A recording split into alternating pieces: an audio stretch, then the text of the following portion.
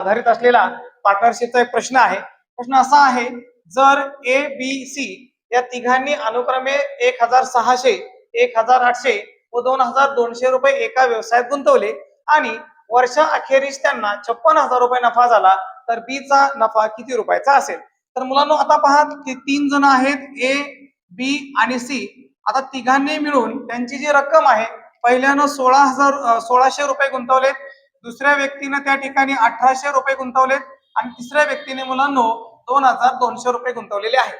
आता त्यांनी असं सांगितलं की वर्षा अखेरीस, म्हणजे याचा अर्थ प्रत्येकाचे जे पैसे होते मुलांनो ते एक वर्ष गुंतलेले होते, म्हणजे कालावधी जो आहे त्याला गुणिले 1 वर्ष, कालावधी गुणिले 1 वर्ष आणि कालावधी गुणिले 1 वर्ष.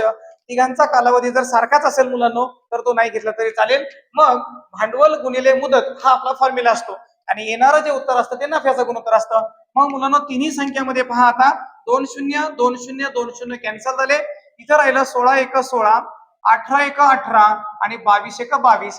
तिन्ही संख्या मुलांना 2च्या पाड्यामध्ये आहेत, त्याला भाग द्या.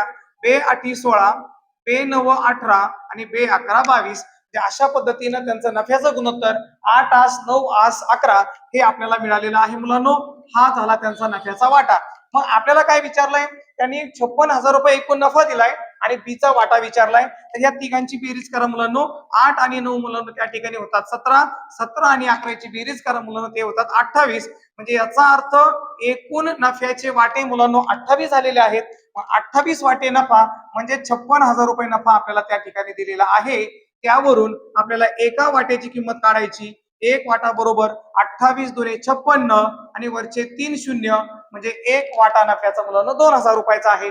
आपल्याला त्यांनी बीचा नफा विचारलाय मुलांनो आणि बीच्या नफ्याचे 9 वाटे त्या ठिकाणी आहेत, म्हणून बीचा नफा बरोबर त्याचे वाटे आहेत 9 आणि एक वाटा 2000 रुपयाचा आहे, म्हणून 9 दुने 18,000 रुपये नफा हा कोणाला झालेला असेल? बीला झालेला असेल. अशा प्रकारे हा प्रश्न आपल्याला सोडवायचा आहे.